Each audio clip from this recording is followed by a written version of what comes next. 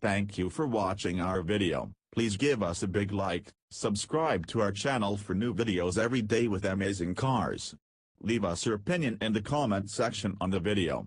Thank you. Ford has reported its sales figures for June, as well the first half of 2018, and the big takeaway from the stats is that the F-Series has had its 14th consecutive month of increasing sales. In fact, Ford sold more than 100,000 trucks in June alone. This is playing into Ford's plan of discontinuing any U.S. model that's not a pickup, van, SUV, crossover, or Mustang, at least for the time being.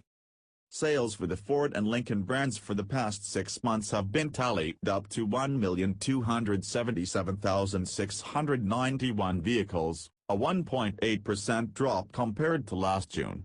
Of those sales, Lincoln accounts for 50,269 vehicles, which is 10.8% under the 2017 figures.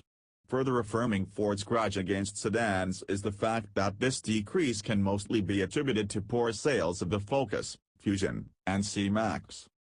Despite its imminent demise, demand for the compact Fiesta is still holding steady with the 3.2% increase in sales over last year.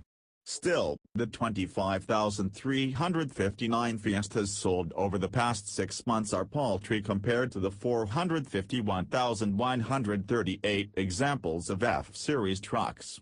A 4.9% drop in Mustang sales also suggests that customer interest in the 6th-generation model may have already reached its plateau. Overall, 42,428 sales were made across the Mustang lineup, and nearly half of those were in 4-cylinder EcoBoost trim.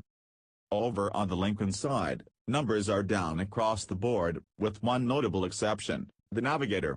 While Lincoln's revived Continental nameplate had slow sales from the get-go, the new Navigator has been a runaway hit for the brand.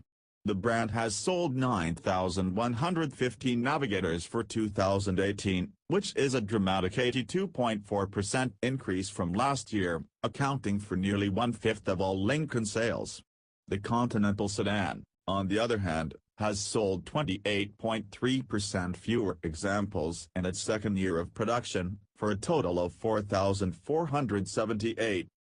Aside from waning interest in sedans, Ford has also chosen to focus on building trucks and SUVs because it can get a higher profit margin on larger vehicles with more expensive options. Going into 2019, the discontinuation of smaller cars will probably nudge sales closer to the numbers that Ford wants, as long as we don't see a spike in fuel prices. Thank you for watching our video. Please give us a big like, subscribe to our channel for new videos every day with amazing cars. Leave us your opinion in the comment section on the video. Thank you.